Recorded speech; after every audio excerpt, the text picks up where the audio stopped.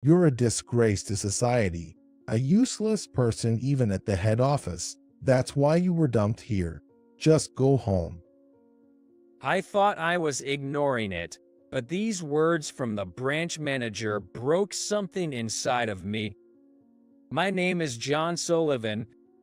Since I was a kid, I've always been good at studying. I graduated from a prestigious university with excellent grades and landed a job at a major bank.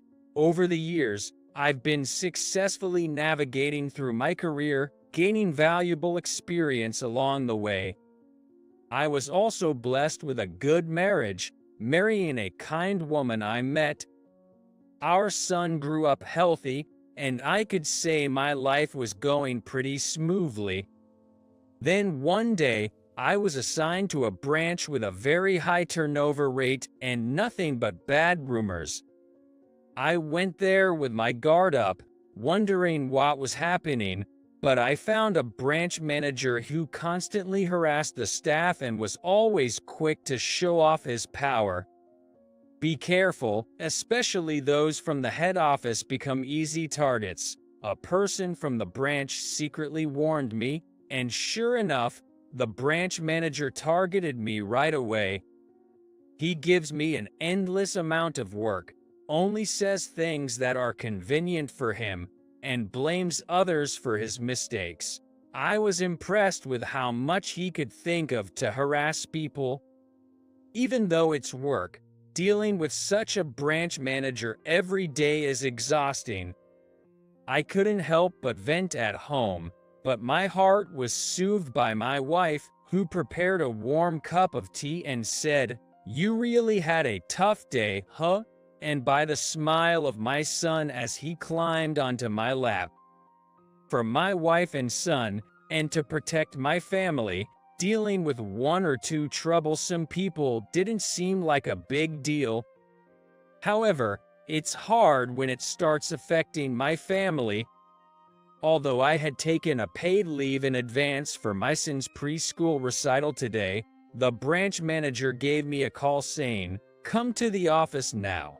I couldn't help but sigh. Luckily, the recital had already ended, but I was looking forward to having lunch with the family as we had made a reservation. But I couldn't ignore the branch manager's call, and I explained to my son on the way back that I had to go to work soon. My son, looking dissatisfied, said, "I guess it can't be helped if it's for work. But you promised." This made me even sadder, especially knowing that the call was probably not that important. But then, I noticed something odd about my son's expression. He seemed to be looking behind me, and after staring for a while, he pointed and said, "Doesn't that grandma look strange?" I turned around in response, and was shocked. On a road with little traffic, there was an elderly lady, unsteadily making her way onto the street. Her expression was dark and troubled, and she wasn't looking around at all. I saw a car speeding up from a distance, and before I knew it, I ran towards the lady shouting, "Watch out." I pulled her arm, making sure not to let her fall and to support her in case something happened. As we moved away from the road, just then, a car drove past, and a voice yelled from the car, "Watch out, idiot." I was so focused on the elderly lady's safety that I accidentally tripped and fell to my knees, and she also ended up sitting down on the spot. We were both stunned for a moment, but then people gathered around, sensing something had happened. My son rushed to me, clutching my clothes, and asked, "Dad, are you okay? And is she okay, too?" I calmed down and patted his head, saying, "I'm fine." The elderly lady still seemed stunned, but after I repeatedly asked, "Are you okay? Do you have any pain?" she finally looked at me. "Are you okay? You shouldn't jump out into the road like that. My son also looked up at her, worried. Oh, I'm fine. Did you stop me, young man? She said, finally calming down a bit, and bowed her head to me. I'm glad you're safe. Sorry for pulling you so suddenly. I hope you're not hurt, I said, and then realized I had thrown my bag in the moment. Oh, my bag, I said as I looked around, and then my son pointed out, over there, to where my bag was lying a little distance away. Some documents inside had scattered, so my son helped me pick them up, and the old lady helped with a few pages too. I'm really sorry. Thank you for saving me. Are you by any chance from Skybank? Can I ask your name? The elderly lady said, looking at the documents. Yes, I'm John Sullivan from Skybank. That's my dad. He's a kind man. After I introduced myself, my son unexpectedly said something quite embarrassing, and I found myself wryly smiling. She was also having a cheerful conversation with my son, saying, "Is that so? He saved me today as well." I had been worried about her because she looked so gloomy when she was wandering earlier, but now she seemed to be in good spirits. However, as she took a step forward, she grimaced a bit. I thought I was okay, but maybe I twisted my ankle, said the elderly lady while checking her slightly swollen ankle. I quickly had her sit down nearby. Then I said, I have a car close by. I'll go get it and take you to the hospital, pointing towards the parking lot. Initially, she said, it's not that painful. I can walk on my own, but after hearing my son's warm words, don't push yourself if it hurts, she nodded with a wry smile. Later, after explaining the situation to my wife who was waiting in the car, I took the elderly lady to the hospital and then returned to the office. As expected, I was scolded for being late. Although I explained the situation, he never listened to me. The issue I was called in for turned out to be nothing significant, and my day off was just wasted. The latter half of my day was disappointing, but I was satisfied thinking about having seen my son's recital and helping the elderly lady. I went to bed feeling fulfilled. A few days later, I was back at the branch, listening to the branch managers yelling. He had made a mistake with the schedule, and for some reason, he was blaming me for miscommunicating it. This was happening just after opening, behind the counter. I thought about how it would look to customers seeing him like this. I was growing tired of seeing him, but tried to stay calm as I endured his lecture. All you do is complain. You're a disgrace to society, a useless person even at the head office. That's why you were dumped here. Just go home. I had been trying to ignore him, but those words from the branch manager broke something inside of me. This guy is truly hopeless. That's what I thought as I firmly stared at the branch manager and opened my mouth. I understand. I'm quitting my job at this branch. The moment I clearly stated that, I heard a tapping sound from behind. When I turned around, I realized that there was already a customer in the branch, unnoticed due to the branch manager's loud voice. It was the elderly lady from the other day, the tapping sound coming from her cane. "Hello, young man. Thank you for the other day," she greeted me with a smile, then turned to the branch manager with a stern face. I'm Dawson. I was supposed to visit this afternoon. I've been listening to your conversation, and it seems you got our appointment time wrong, branch manager. Both the branch manager and I reacted with surprise. The scolding I had received was about a morning and afternoon schedule mix-up, and it turned out the appointment was with Mrs. Dawson. I was fine with either morning or afternoon. My foot's almost healed, so I was out for a walk and saw you, which made me come in. Then I was greeted by that yelling. The branch manager, unaware that Mrs. Dawson and I knew each other, stood there with his mouth agape. I'm old, but I have a good memory and always take notes of my phone calls. Look, it says I called the branch manager, she said, showing a note from her purse. It was neatly written, call with branch manager, 1 p.m. at the bank. Branch manager, I made an appointment with you, and it's embarrassing as a professional to blame someone else for your own mistake.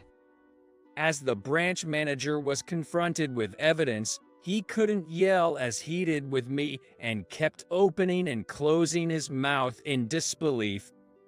While staring at the branch manager, Mrs. Dawson pointed firmly at me.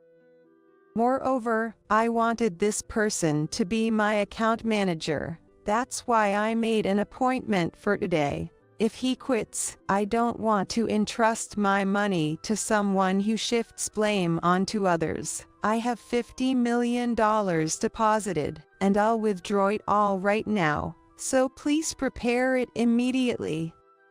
To my surprise, Mrs. Dawson was a major client of our Sky Bank. The branch manager turned pale at her words. Please reconsider, I beg you. He pleaded desperately. Despite his pleas, Mrs. Dawson insisted. I don't care, prepare it now.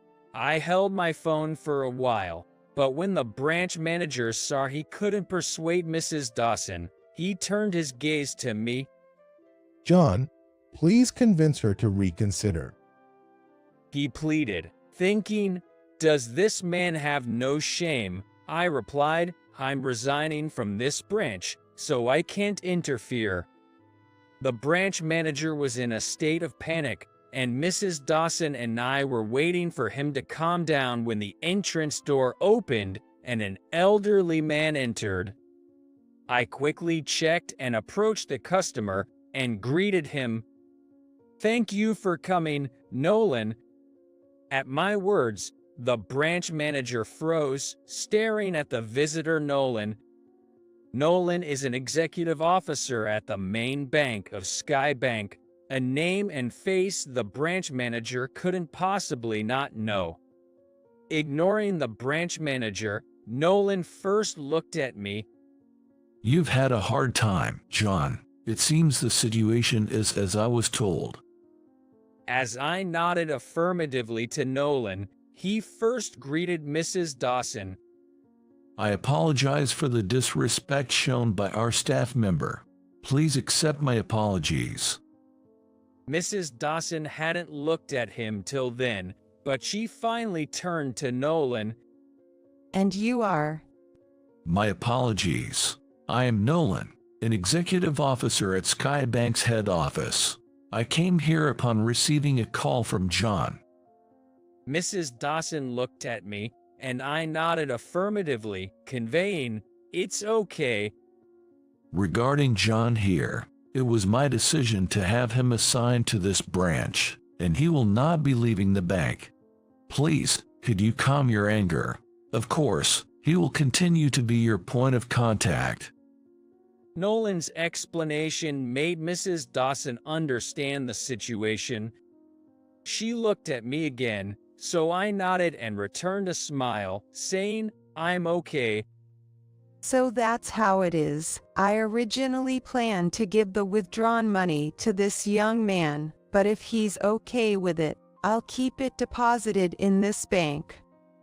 You can have it, Mrs. Dawson continued, but I quickly shook my head in response. I couldn't possibly accept such a large sum. Yes, that would be appreciated. Thank you, and I look forward to continuing our relationship," I said, smiling to Mrs. Dawson.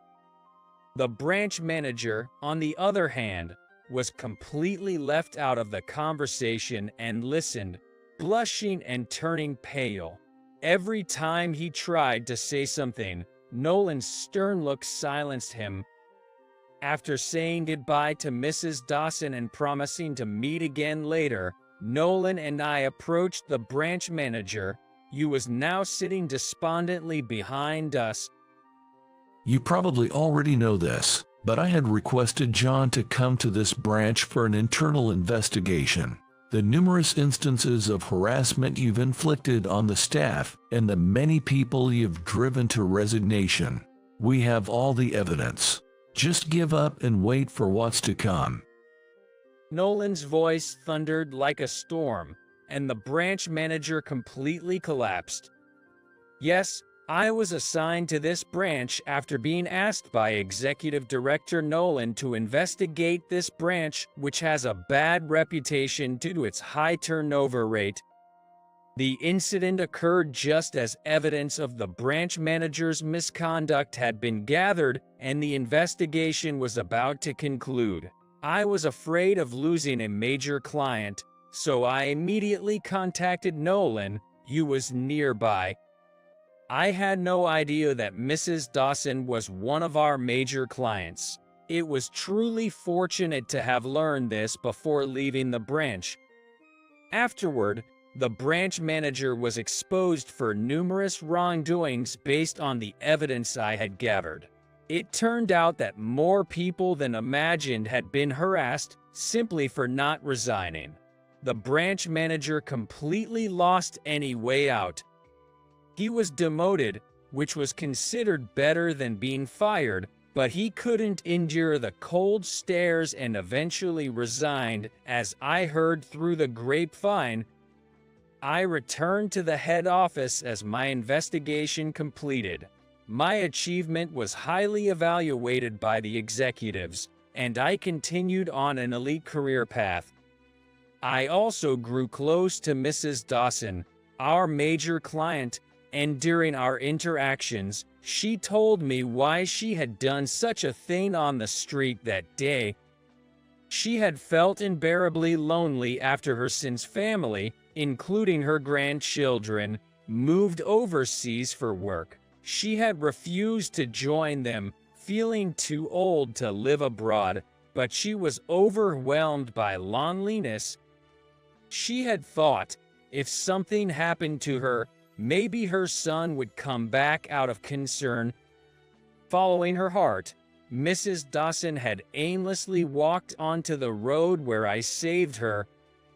It's scary to think what might have happened if my son and I hadn't been talking there that day. I'm truly glad we were able to help her. And for Mrs. Dawson, being saved that day apparently changed her world. Reflecting on how I had helped and even taken her to the hospital, and how she had enjoyed talking with a child about the same age as her grandchildren, Mrs. Dawson felt ashamed for having considered causing worry to her family. She realized what she did was wrong, and regretted being stuck at home and feeling lonely. Grateful for the change in perspective I had given her, she wanted to repay the kindness and contacted the bank. Since that day, Mrs. Dawson's demeanor changed from being gloomy to bright. She started communicating directly with her sons, expressing her feelings, and increased her outings, laughing as she told me this. Her sons also said to her, "We're happy you talked to us instead of keeping silent. We can come back immediately, but we'll keep in touch more often." Apparently, these words have become a support for Mrs. Dawson. She said, "Still, I feel lonely on a daily basis. It would be nice if you could keep me company." To which I replied, "How about we go out somewhere with my son next time?" Mrs. Dawson seemed a bit surprised but delighted and agreed. leading to us developing a relationship not just professionally but personally as well.